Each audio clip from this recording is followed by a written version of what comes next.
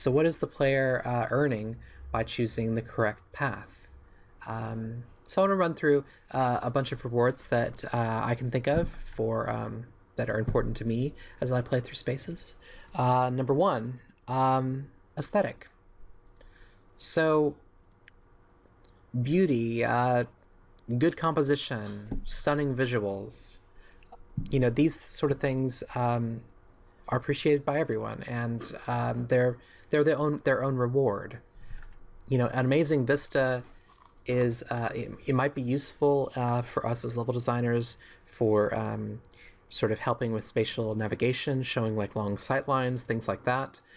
But how often have you ever stood in a beautiful game and just looked there and taken in the view?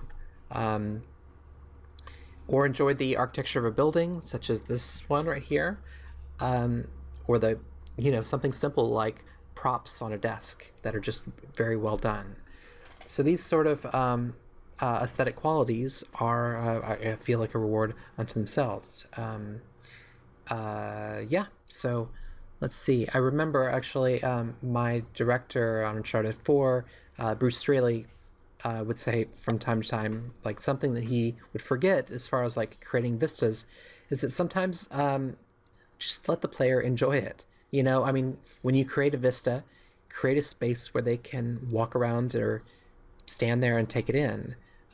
Give them some time where enemies aren't attacking them, where there aren't other things going on, and they can just kind of take it in, because it really is. A lot of times the games we make in the game industry, they're very beautiful. We have amazing artists that work with us, and so it's great to show off that sort of stuff. And assuming when you have a great partnership with your artists, you can figure out spaces where you've got maybe it's a dead end, maybe it took some trouble getting there, but it's this beautiful vista, and the player forgives you for the dead end because they have this reward of this beautiful thing to see.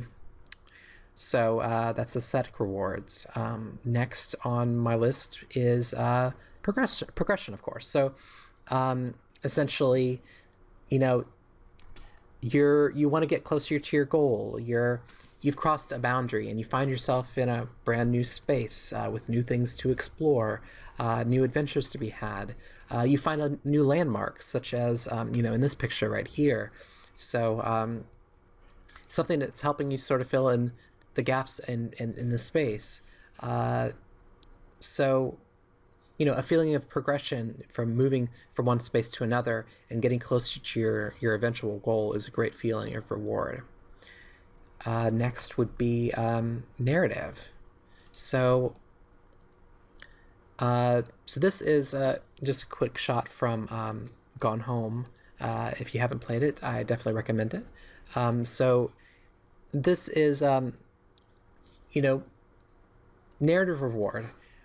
The story maybe progresses. You see a new cutscene, or maybe you find a note like this that really has nothing to do with the story progression, but it tells you more about the characters in the world, or it tells you about the world itself. It gives more texture and realism to the world. There's more that the player is invested in that narrative. Maybe it's just environmental storytelling, something a very simple sort of story, a dead animal beside a stream, a person in The Last of Us that's like hung themselves in their room or something like that, and there's a note there, and it has nothing to do with Joel and Ellie's story, but this is a reward for making your way into this particular building, maybe fight your way past uninfected, that sort of thing. So there is a lot of reward to essentially narrative, whether or not it's a big narrative win or not. So next would be spatial mastery. So spatial mastery. Oops, that is the wrong slide. Spatial mastery. There, that is the correct slide. So maybe you find new connections between familiar spaces. You're starting to fill in the gaps. you make it to a high vantage point, something like this, and suddenly everything makes sense. You feel like you are learning, and that you're conquering the space. It's you once felt lost in this space, and now it's as familiar to you as anything, as the back of your hand, that sort of thing. And that feeling of spatial mastery is a sense of reward. It's something you've gained. Next, skill mastery. So what is that? Okay, actually, I did mean to go to the slide this time. I'm reusing this slide. Ha ha ha. Skill mastery. You overcome a difficult situation by the skin of your teeth. Or maybe you don't. Maybe you fail, but the next time that you do it, you succeed. And so there's a sense that you are getting better all the time. You were crappy at the game, now you're better at it. This feeling of learning, of constantly getting better, of investing in the game, and not only are you gaining intrinsic rewards, the resources that you're getting experience or a gold or whatever thing we give the player value. The player has some value that they've collected within themselves. They have this feeling they actually have skills that have improved, and that's an amazing thing. So that's skill mastery is kind of hard to really demonstrate in sort of level design, as far as like but I guess there is definitely like the way we design levels, we sort of do progressive challenges. So small challenges at first, medium challenges, and then hard challenges, and that sort of progression aids players in being able to gain skill mastery. So that's one reason why we ramp up skill-based challenges, is so the player gets better over time and they have the sense of reward in their skills. Let's see. Next on the list, play. So what do I mean by play?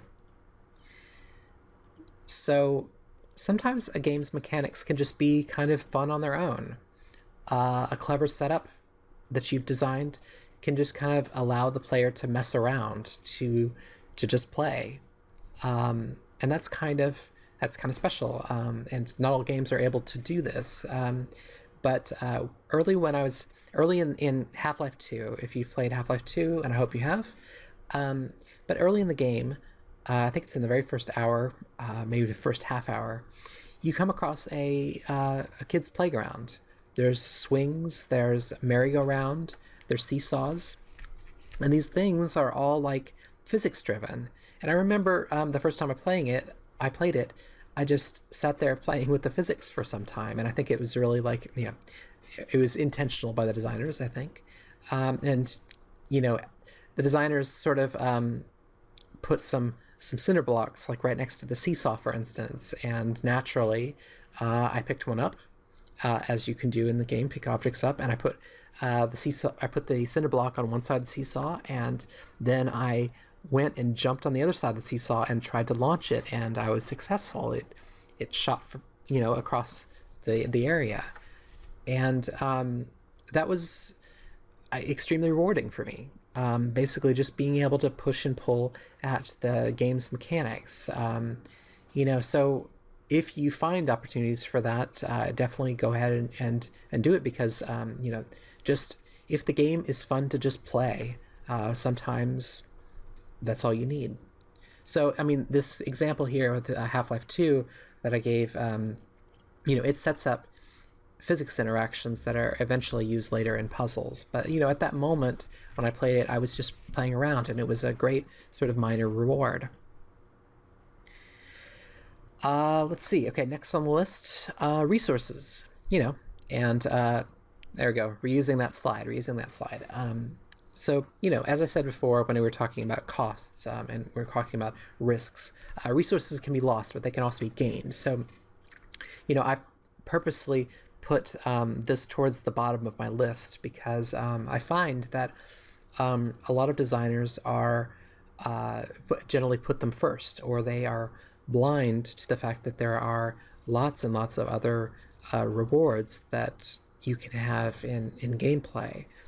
You know, I've created sort of large, sort of wide exploration spaces, and I've had designers asking me, well, why should I explore all of this? I don't, you know, this actually was something that was especially difficult in like Uncharted 4 because in Uncharted 4 we don't really have the sense of scarcity that you do in like The Last of Us. So there's not really much you can collect.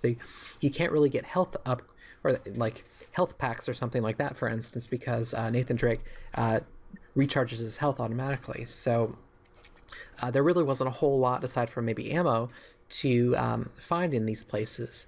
And so you sort of have to rely on other types of rewards and not just resources. And that's where, you know, a lot of the other things on the list come in. Anyway, but resources, that is a reward, but remember, it's just one type of player reward. And then the last thing on my list is something they call cost modifiers. So essentially, some rewards, they adjust the player's potential risk. So maybe you find magic shoes that speed up the character's rate of movement. So now, as they explore, they are risking less time as they do it. Or maybe you find a powerful sword. Now enemies die faster, and they take less skill to beat. So yeah, less time investment, less skill investment. Or maybe you increase your maximum health or magic, or you get better armor protection. So you essentially you have less to risk, and so those are rewards that allow you to sort of push even harder into the game. So yeah, so that is list of rewards.